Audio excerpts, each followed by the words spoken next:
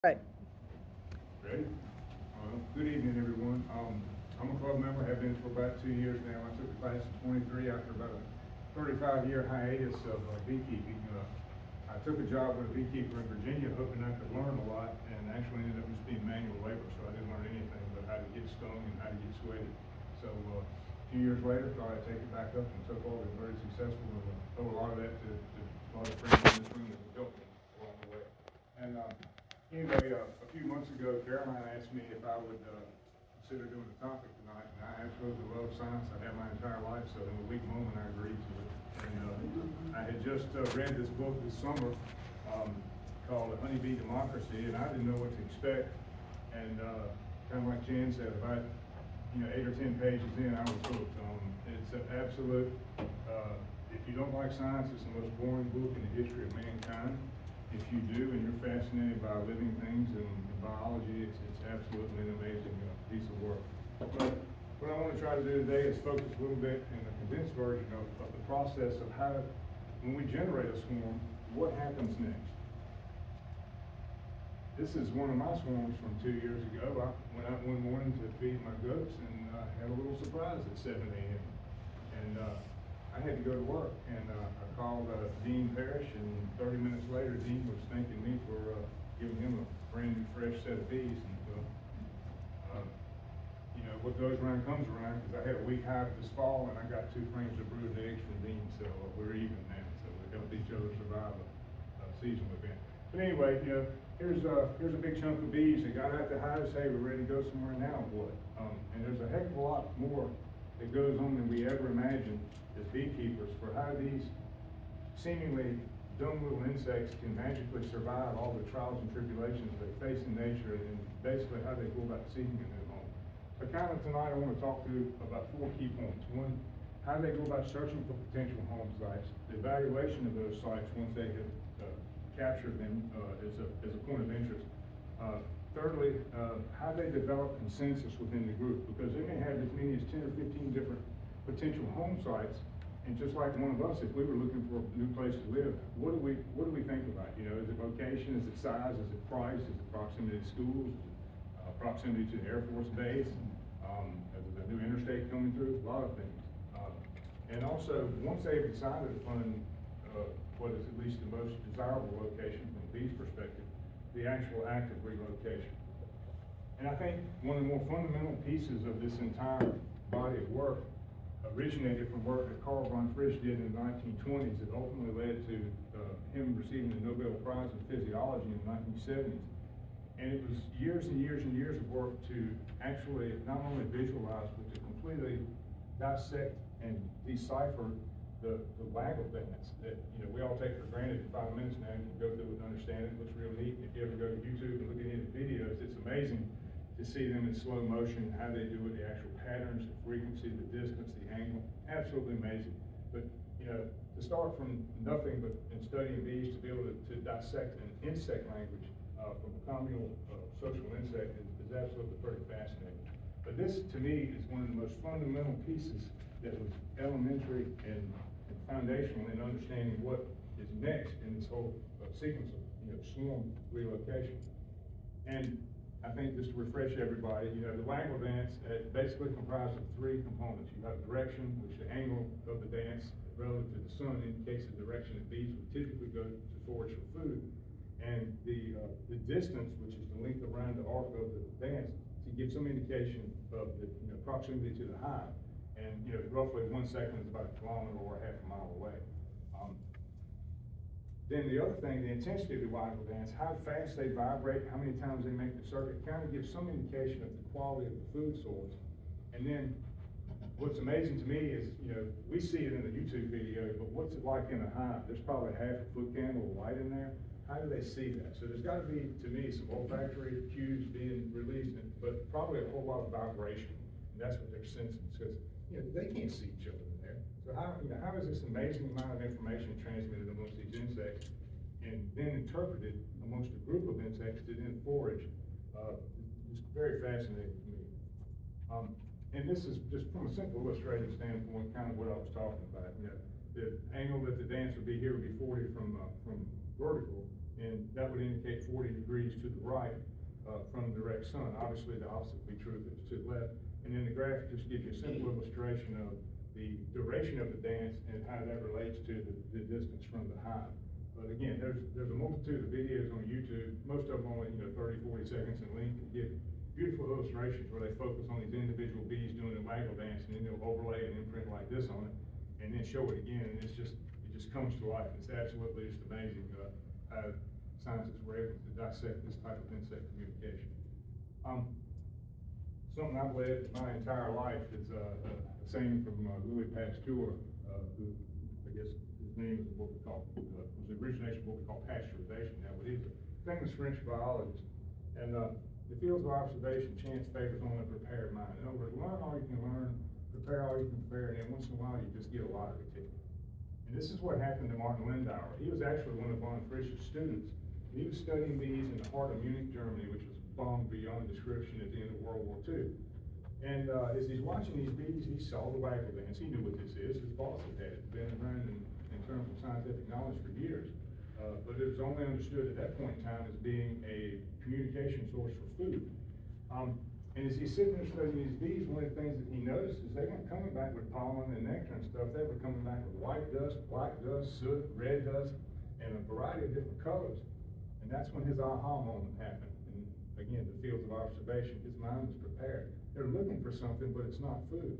As you can see in the text here, the red was from damaged bricks, plaster from white dust, and black dust could be soot or ash from some of the bombing activities.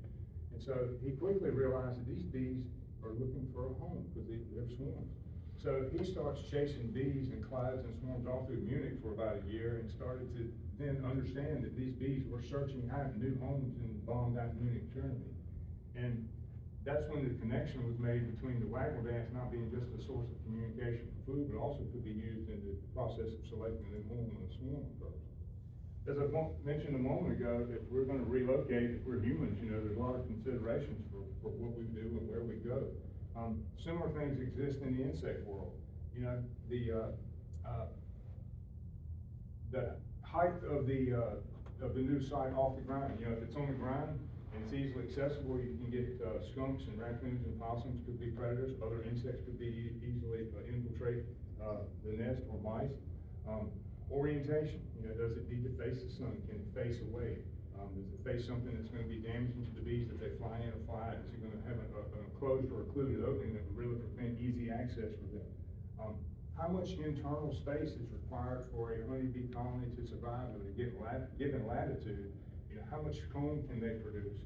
How much brood area can they produce? And then if you think about that from a latitude perspective, if you have a severe winter, or if you have a mild winter, because if you're in Florida or Minnesota, there may be some slightly different characteristics that the bees would search for and look for a new home. Protection, a really thin walled tree might be great in Florida, but a really thin walled tree might not work in Minnesota because just of the insulating properties of the tree itself. And also proximity to food and other water sources. There are a lot of things that can really influence the success of a colony. I mean, independent of the things that we study, such as mites and pests and nosema and all the other disease challenges. And there are probably other factors that we haven't even considered when we talk about the possibility of finding a new home. Well, in the summer of summer of '75, Dr. Seeley, the author of the book that's the primary focus of this discussion, his team took on the exercise to try to understand, if I can go back one slide, to try to understand these elements and take natural colonies of bees, study them, and see if they could put some characterization around some of these particular factors. So, what they did was put an ad in a local newspaper advertising anybody that had known trees on their property with honeybee colonies in them. Well, once they got some responses, which he thought was pretty amazing, they went out and actually in the woods where these people knew where honeybees were, and found 21 natural bee colonies in trees in New York, because he was at Cornell, which is in upstate New York. What they would do is climb ladders, because most of these were off the ground, or at least reasonably close to the ground, if they could reach them, by foot. They would basically go find the opening before sunrise, put cyanide in there, seal the opening, activate the cyanide with moisture, which would kill everything in there. Unfortunately, you got to have a few, take one for the team if you're going to make some scientific progress. Anyway, they would then cut the tree down and take it back to the lab, and then spend a tremendous amount of time continuously cutting it. Let's say you might start with an 8-foot log and you end up with a 2-foot log, because you gotta continually section it till you get to the hollow part where the bees are living. And then, through a series of not only those measurements, they would take out the comb, they would get some estimation of population size, brood size, and determine the volume of the cavity by just filling it with sand after they took out the combs and the bees and stuff. And you pour back the bucket, how many gallons it is, how many liters, et cetera. And any other characteristics that they noted as they undertook their studies. What they basically find from these 21 trees that, natural colonies in trees, was that it did not matter what type of tree there was. They were wondering, do they prefer oaks, or they only elms or chestnuts? Absolutely no favoritism for type of tree. Makes sense, all the trees tend to be tall and cylindrical, because those are the types of trees that tend to have hollow cavities in them, which would be a predisposition for a bee colony. Average nest volume of all those that they sampled was 40 quarts, which is about 10 gallons. And if you think about a 2-deep Langstroth, that's probably about 10 gallons of volume. And they find that the distribution of these is pretty amazing. Some of them were as small as 12 quarts, which is 3 gallons. I mean, that's not a lot. And then they had one that was just massive, 475 quarts. But from what I remember, the bees only occupied a small portion of that cavity. But the majority of them were concentrated between, in an area around the 40 quart range. Every single one of them had a single entrance, which is very similar to what we have now as, hobby beekeepers. 2 square inches as an opening, which is about what you see on the entrance reducer. The entrance was near the floor of the cavity, very much like what we have in beehives. And most of these were detected, the entrance was on the south side of the tree and relatively close to the ground, which is very similar to what we have with our Langstroth hives. The thing you realized in retrospect was that there was a bias due to human height and detection of natural nests, because if you're walking through the woods and you're going to call Dr. Seeley and tell him where a beehive is, well, we can only probably see bees coming and going from up to 15, 20 feet. They find that a lot of these things have entrances 40, 50 foot off the ground. Well, that's pretty hard to detect in the woods in the summer by just visual observation. So when they went back and started looking with a new set of lenses, they found out that there's a tremendous amount of bee entrances about 21 foot above the ground, as low as they had thought in their initial studies. A lot of the work that was conducted to try and determine the optimal conditions, so let's back up.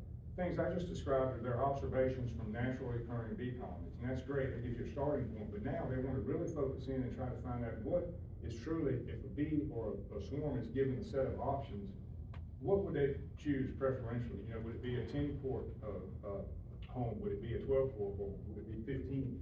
And so, how do you do this? Well, first of all, you got to go study somewhere where you don't have bees. So there's a place off the coast of Maine, I believe, called Appledore Island, that is, this is a picture that I'm going to describe. There's nothing there. There's a couple of people with some observatory stations and stuff. There are no native bees. It's 6 miles off the coast, so it's too far for them to fly. And there's not a lot of food there. So if you can take bees over there, you pretty much have a captive audience. And so, again, it's off the coast of Maine. Terrible vegetation from what he described with, windswept landscapes, a tremendous amount of poison ivy bushes, no buildings other than those that were for the marine biology labs and stuff. No native bees, so you don't have to worry about that. And so what they did, as I stated a moment ago, fabricated some observation boxes and try to use variations in those boxes to determine what would be the optimal conditions that would be preferential for a swarm to relocate into. And so, through a series of experiments conducted over several years, they were monitoring what is considered to be scout bee behavior. So, when the swarm leaves and settles on a limb, or on a tree, or on a post, in my case, there's a subset of bees on there that are primarily foragers, older bees, that are actually ones that go out just like they forage for food, they forage for a home. And they come back and report on the quality of the nest. And what they did was set up observation hives such that they could vary the volume, vary the entrance, vary the light, and things like that. And then have graduate students sit there with observation, just sit in the chair literally under an umbrella about 5 feet away from this hive and just count the scout bees, the frequency, the activity. And that's all fine and good, but a bee is a bee is a bee. How do you know if it's the same bee coming back and forth 10 times, or is it 10 different bees coming individually? And one of the things they were able to do, and I'm going to show you a photograph in a minute, is they took swarms of 2,000 bees and individually labeled every bee. I just cannot imagine how painstakingly boring that must be. That's how you do it. Every bee is individually identifiable, so you can tell if the same bee is coming repeatedly, or if this bee visits this hive and then goes over here and visits this hive, or whatever. And so that's the type of data you have to actually make concrete determinations from this type of information. And they also, I don't remember how they determine it, but apparently bees cannot see red light. So in a lot of these test sites or test hives, they would be in a light-proof box with a red filter, and they would sit in there and watch the bees that would actually go in the entrance and then what the behavior of the bees was inside. Because once the bee enters the potential home site, there's an evaluation that's got to be done. It's like if you're going to look at buying a new home, you want to walk in, you want to see how many bedrooms, how many bathrooms, you've got carpet, hardwood floor, does it need work, you know, can you see the street, you know, how close is the driveway, that type of stuff. Is it big enough for me and my family? Will it work? How close is it to the dairy queen? I mean, there are a lot of key considerations. So, tremendous amount of hours of work, just mind-boggling that these students and Dr. Seeley spent with clipboards sitting and staring at beehives day after day, after month after month. And it's just part of the process. But this is an image from the book of how they label individual bees. And, a lot more patience than I got. You know. But I think what I did understand, they would take this swarm and actually anesthetize it with carbon dioxide. It basically knocks the bees out temporarily, and then you take 50 bees and you got your students there, you take them, throw the CO2 to them, and knock out quickly, paint them based on a series of numbers in your scheme, cross them off the list, put them back in swarm, grab you another 100, knock them with CO2, label them, put them back together, put the swarm in a box, take it over to Appledore Island, and then begin your experiments. But I just can't imagine preparing for that day of work. But just very fascinating the amount of detail and effort that went into collecting this information that is now just so fascinating in explaining some of the behaviors that we see naturally.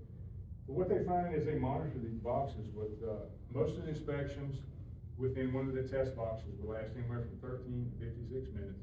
And most of the times there would be anywhere between 10 and 30 entries into the cavity, but they were usually pretty quick.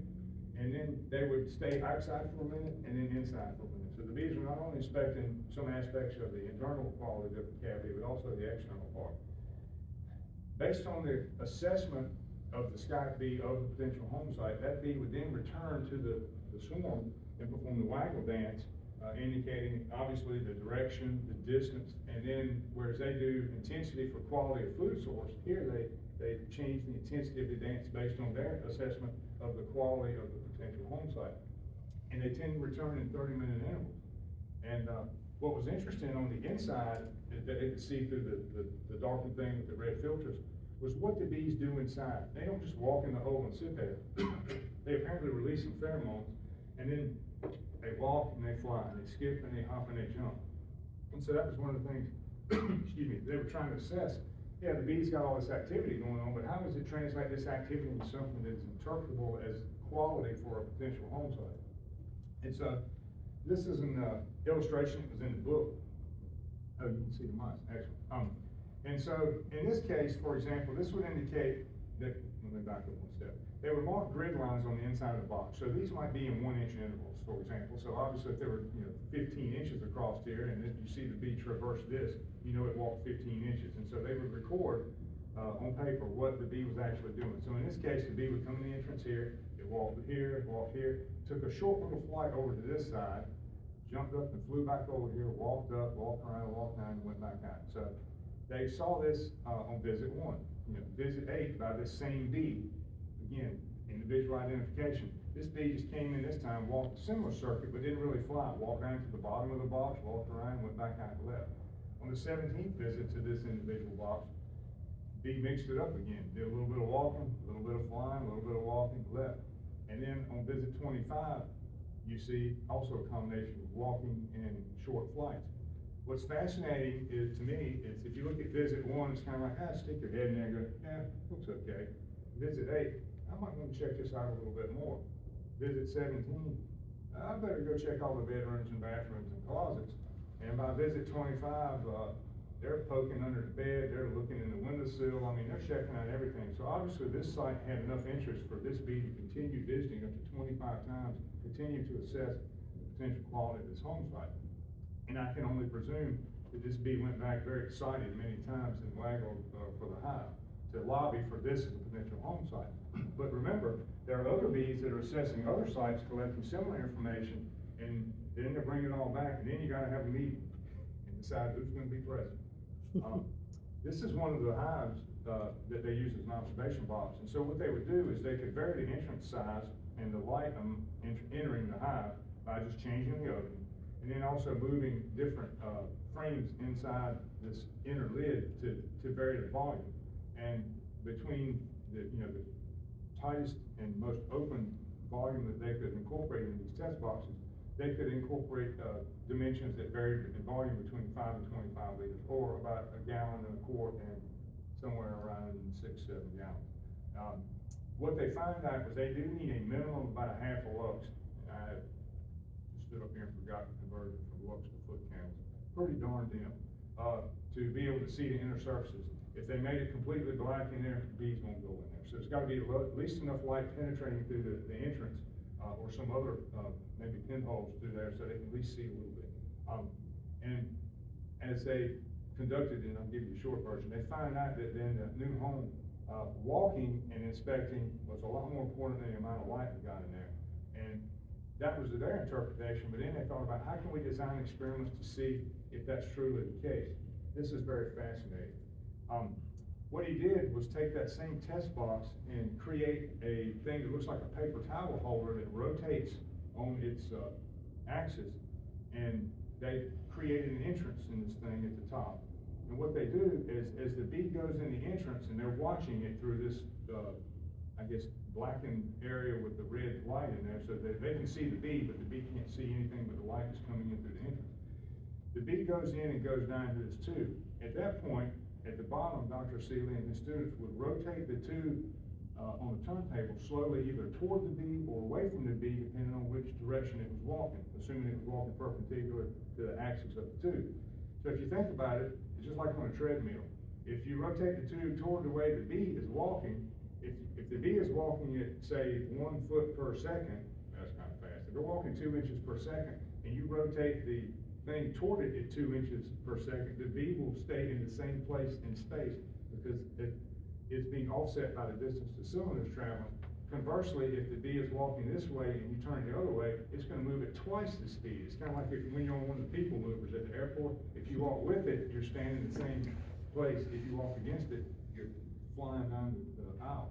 And so by watching bees and rotating it and keeping some of these bees in the exact same place for a duration of time, or making them return to the entrance very quickly, they were able to watch their behavior and determine that if the sky bee walked a lot, very soon they had 7 to 9 sky bees there. In other words, they were turning it in the same, against the direction that the bee was walking. So the bee thought, my gosh, I'm going to walk 20 miles to get to the other end of the time to get back to the entrance.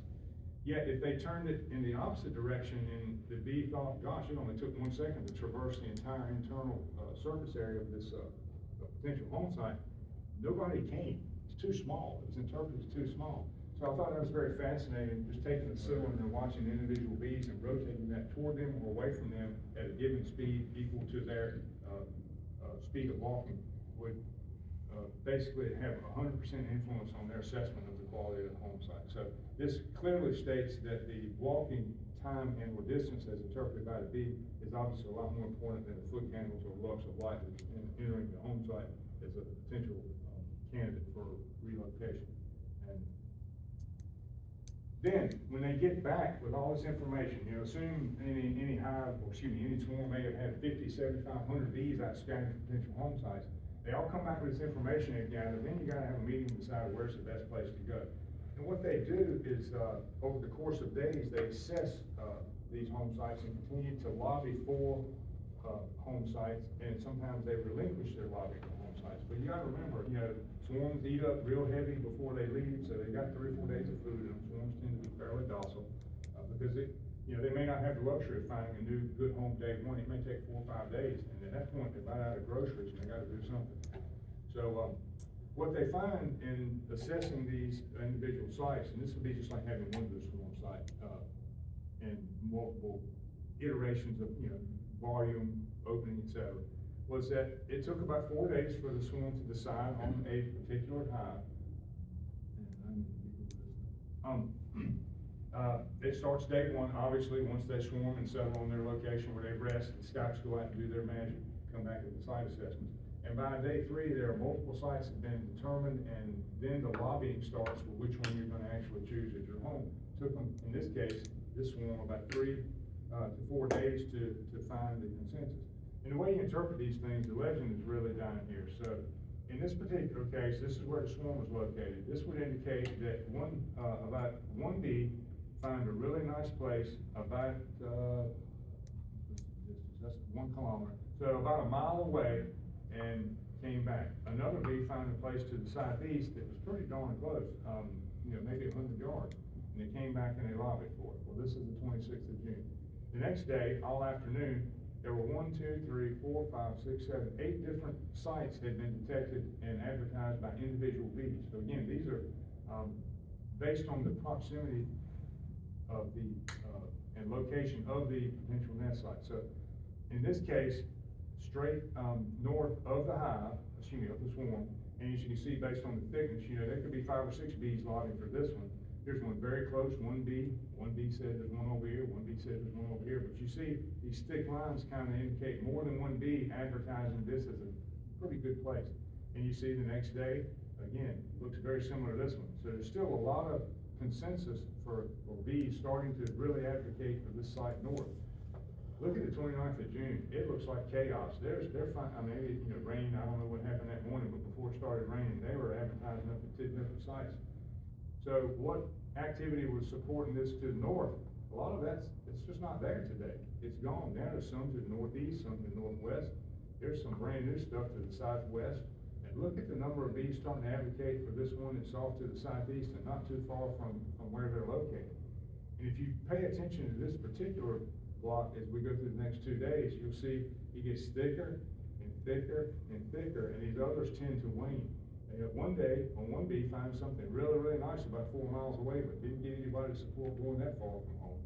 And just look at this thing grow over time. And by here, you see basically 100% consensus, minus 2 bees that were advocating for some place not too far from the north, about 1 kilometer, and one that's probably about 3 miles away to the northeast. But look at the proportion of bees that are now advocating for something that's really only about 300 yards away, and 20 or 30 bees dancing in the same place.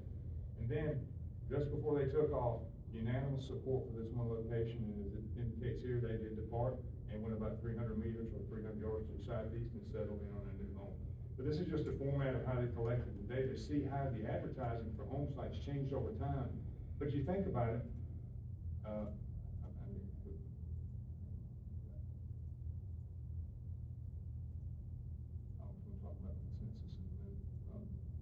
this is a little bit of a diagram of how they designed this nest box. Probably should have had this in the front of the thing, but once they find out how to interpret the waggle dances and how they advocate, and then you want to take that information and go back and find out, okay, if we create these optimum nest sites, can we correlate perfect houses with increased intensity of dancing and support for these individual houses? So that was the purpose for this. A lot of that was observational. So they vary the entrances by size, as you can see here. Then they move this partition to make it a much larger contraption. And this is what it actually looks like.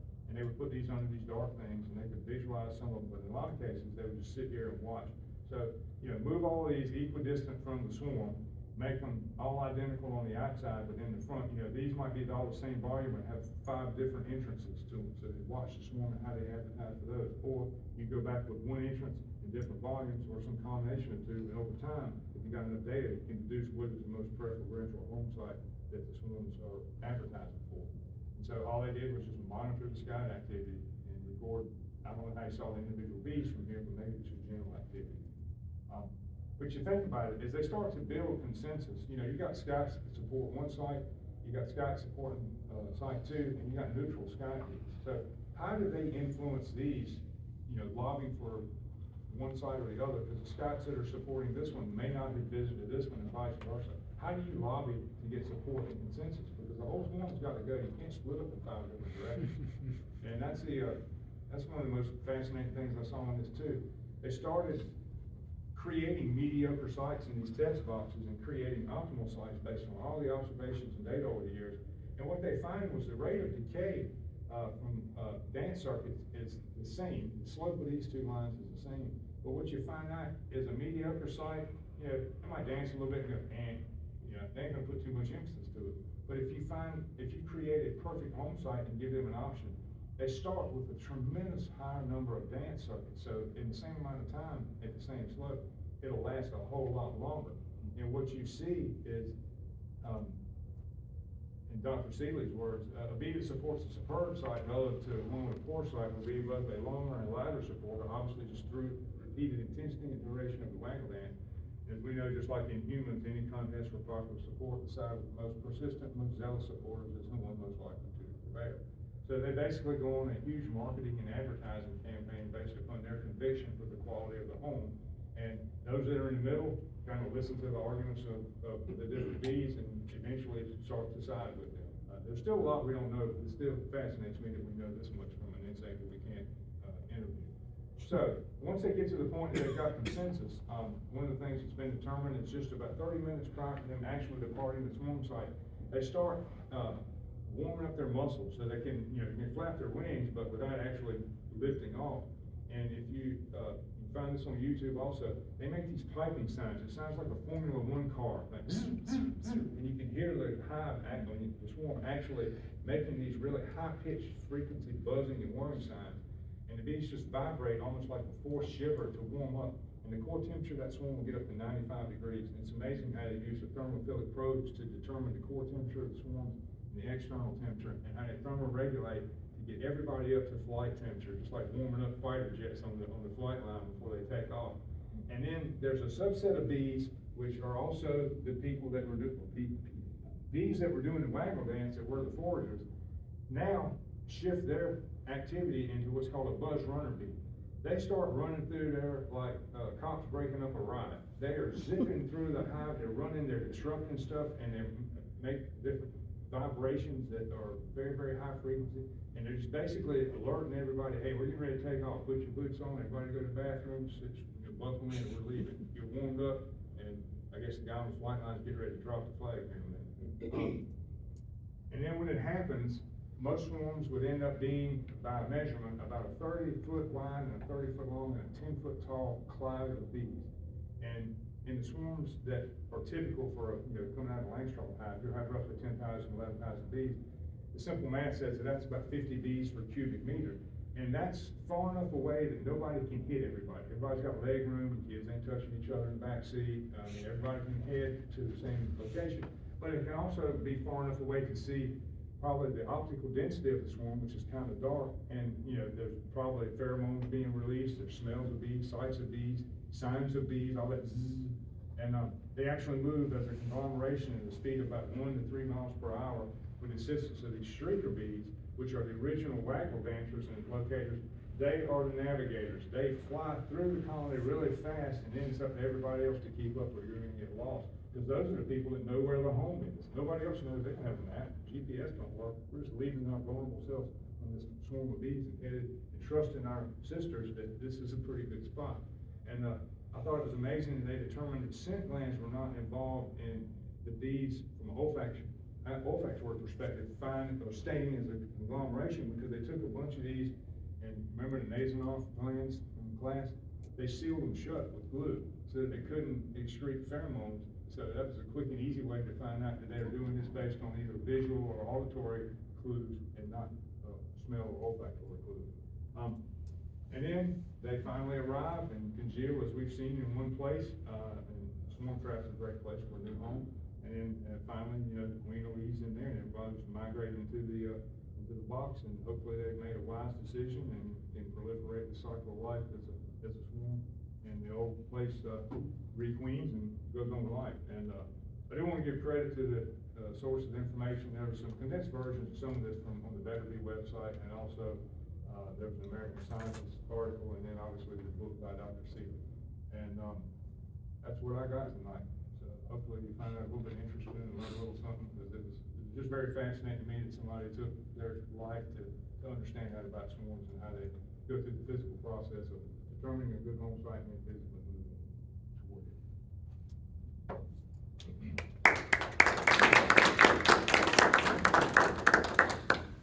Yeah, so that's where a lot of that information comes from, about what size your swarm trap should be, how big of an opening your swarm trap should have. I thought one of the most fascinating things, and I hit on it 4 or 5 times in the presentation, is, take somebody like Ron, who's fairly young and new, his beekeeping to him is, okay, go get two boxes of lane straw ties and frames, and away we go. You think about all the work that went into what is now incorporated into the design of just modern beekeeping equipment that we take for granted for the size and for bee space and the volume, and all we're doing is trying to mimic what Mother Nature considered perfect, but in terms of man-made fabricated materials and things like that. We're mimicking nature basically with the things that we buy from a Better Bee catalog or we get from the club or whatever. It's pretty Can you fascinating. throw the references back up there one more time? Yes, sir. Whoops. This thing, Howard, is about 44 megabytes.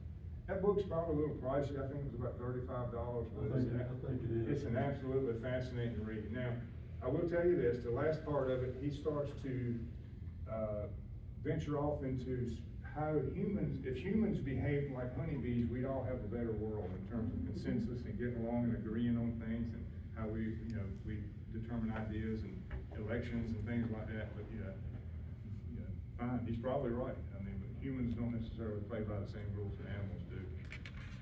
But the first 90% of it is absolutely science-based and fascinating. And the last piece is a little speculative. And I'll vouch for the red light too. I used this a couple times to pick up bees at midnight after their pollen. Is it a red filter, Greg, or just a pure red light? It's a red light. Okay. And they don't bug you? I know they don't like white lights when you No, catch they don't like the swarm. white light. You I turn caught a that white swarm- light on, they make a beeline right I moved forward. a swarm at midnight about a year ago, and they were not happy. No. But I was just coming back from Atlanta, I didn't have a choice. I told my wife to just make sure they were there when she went to bed. But, anyway, so. They do a bunch of crawling. They don't fly much at night. They'll crawl around on you. Yeah. Oh, and a couple of them flew, knew exactly where they were going, right to the light. Right to that beeline, that white light. There's a reason they call it a beeline, don't they? They make a beeline for it. Turn that white light on at night, they'll make a beeline right for it. Dodging your head like that as soon as they come in.